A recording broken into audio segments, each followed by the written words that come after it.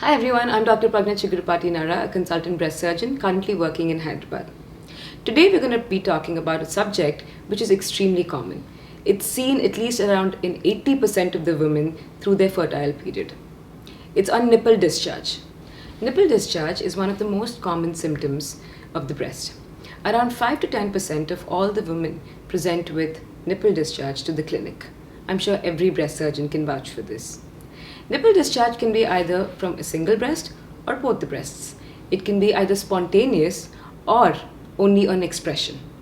These symptoms generally occur in women between the age group of 40 and 50, but it can present at any other age as well. Most often, nipple discharge is benign. However, around 5 to 23% of the cases turn out to be either precancerous or cancerous. Hence, evaluation is necessary. What are the different kinds of nipple discharge or types of nipple discharge? Nipple discharge can be either pus-like, whitish in color, green, yellowish, clear, brownish, or bloody. The color of the discharge will be very informative to the doctor because based on that, he or she is going to be advising you further tests. So what are the causes of nipple discharge?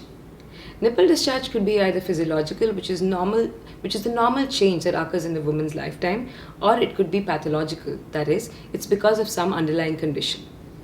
The most common conditions are ductectasia, which is basically the dilatation of a duct, fibrocystic disease, which is the normal changes that occur in a woman's lifetime, infection, precancerous or cancerous cells in the breast, which present as nipple discharge, side effects of certain medication, blocked ducts, or any thyroid or kidney related disorders. Since nipple discharge also occurs physiologically, that is normally in a person's lifetime, what exactly are the signs that you should be aware of?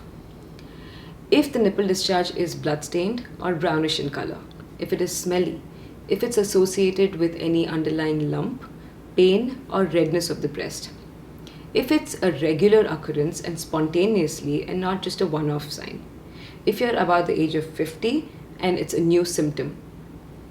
So how do you diagnose this condition? Triple assessment. If you present to the OPD with symptoms of nipple discharge, you will be advised imaging. It could be either with a mammogram or an ultrasound. You might also be advised a nipple discharge cytology in the clinic itself. Based on the kind of nipple discharge and the color, if it's coming from one breast or both the breasts, you might be advised other tests as well. If your doctor does not suspect anything to do with the breast as such, you might be advised other blood tests such as thyroid function tests or kidney function tests. Remember that treatment of nipple discharge completely depends on the causative factor. If it has anything to do with the breast, you will be treated accordingly. But if it has anything to do with the rest of the body, such as your prolactin levels are high, thyroid or kidney functions are abnormal, you might be referred to a specialist. Since nipple discharge is extremely common, please be vigilant, especially on breast self-examination.